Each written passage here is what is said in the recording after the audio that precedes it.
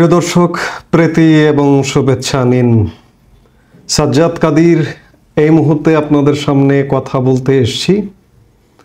ইউনূসের দেশে এবার ভ্যাটের চাপে চিরে চ্যাপ্টা হতে যাচ্ছে দেশের মানুষ। এই প্রসঙ্গটি নিয়ে আপনাদের সামনে কথা বলবো। আমি বারবারই বলি, প্রায় বক্তব্যই বলি, বাংলাদেশের মানুষ আপনারা কেমন আছেন? নিশ্চয়ই ভালো নেই। বিশেষ করে যারা মধ্যবিত্ত, নিম্ন মধ্যবিত্ত, তারা কোনো রকমে হয়তো জীবনটি যাপন করে যাচ্ছেন, কিন্তু একদম নিম্ন আয়ের মানুষ যারা, তাদের মধ্যে কি অবস্থা আপনার আশপাশে একটু খোঁজ নিয়েছেন? নীরব দুর্ভিক্ষ চলছে বাংলাদেশে। নীরব দুর্ভিক্ষ মাত্র 6 মাস হয়েছে। এই 6 মাসের মধ্যে রাষ্ট্রীয় নানা রকম অব্যবস্থাপনায় বাংলাদেশে এক নীরব দুর্ভিক্ষ চলছে। আমরা তো ভালোই ছিলাম। কি দরকার ছিল এমন একটি সরকারের, ইউনূস সরকারের, যে সরকারটি বাংলাদেশের মানুষের জীবনের 12টা বাজিয়ে ছেড়ে দিচ্ছে। আমি আজকে মূলত কথা বলতে এসেছি যে এই যে সরকার ভ্যাট বাড়ালো, এই প্রসঙ্গটি নিয়ে প্রায় শতাধিক পণ্যে ভ্যাট বাড়িয়েছে। আপনি কি জীবনে কোনোদিন শুনেছেন যে বাজেট ছাড়া কোনো পণ্যের শুল্ক কর বাড়ে? আমি তো আমার জীবনে শুনিনি, এবারই প্রথম শুনলাম।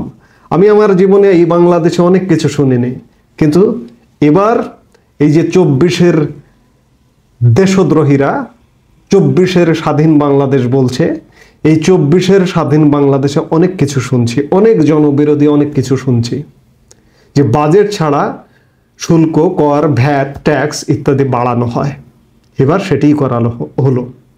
এমনিতেই বাংলাদেশের দ্রব্যমূল্যের কথা যদি বললি, মূল্যস্ফীতি 2 ডিজিট পেরিয়ে তো বহুদূর যেতে শুরু করেছে।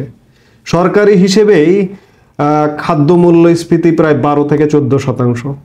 এটি সরকারি হিসেব মানে তো বোঝেন, কিন্তু বাস্তবতা হচ্ছে এটি দ্বিগুণ হবে।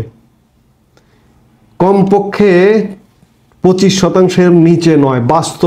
যদি আপনি বাস্তবে বাজারে যদি দেখেন 25-30%-এর বেশি নয়। এই 6 মাসে মূল্যস্ফীতি এমনটা বেড়েছে। আপনি যদি চালের দামের কথাই চিন্তা করেন, গত বছর মোটা চাল কত, একদম গরিব মানুষ যে চালটা খায় সে চালটার দাম কত ছিল? 45 থেকে 48 টাকার বেশি না।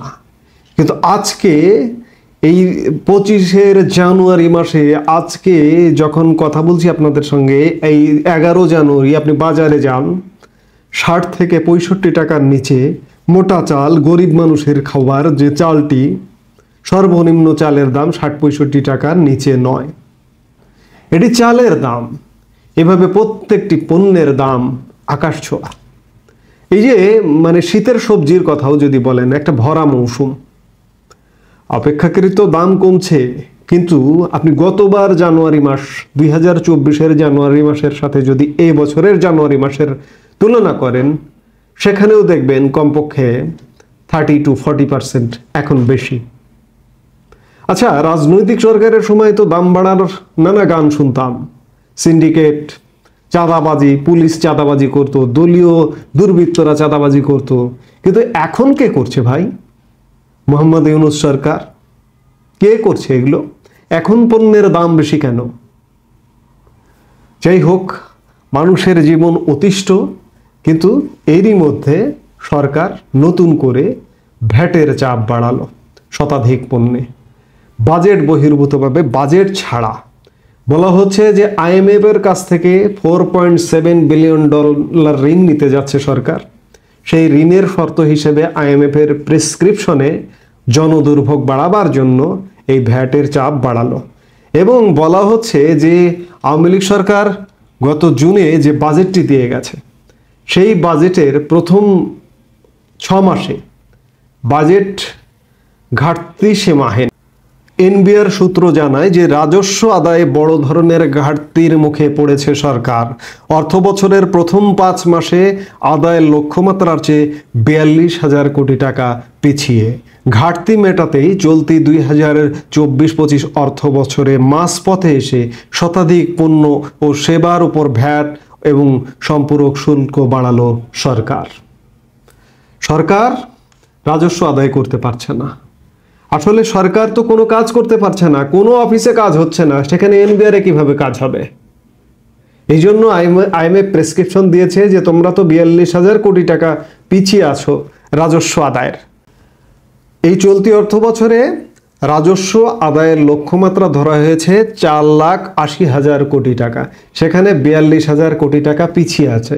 আইএমএফ বলছে যে না, তোমরা ট্যাক্স বাড়াও, ট্যাক্স বাড়িয়ে এটি আদায় করো, নাহলে আমরা ঋণ দিতে পারবো না।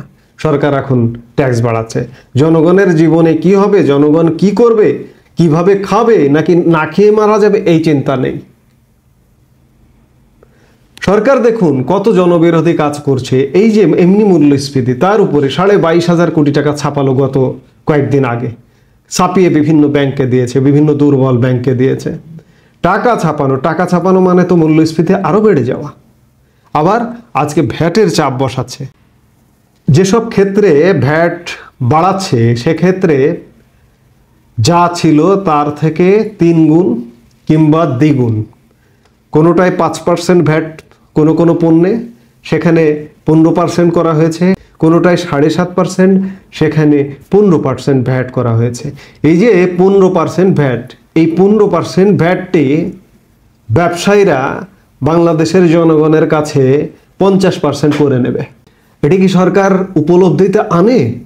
এটি একটি হুজুগ। 15%কে 50% করবে, অর্থাৎ মানুষের জীবনযাত্রার ব্যয়।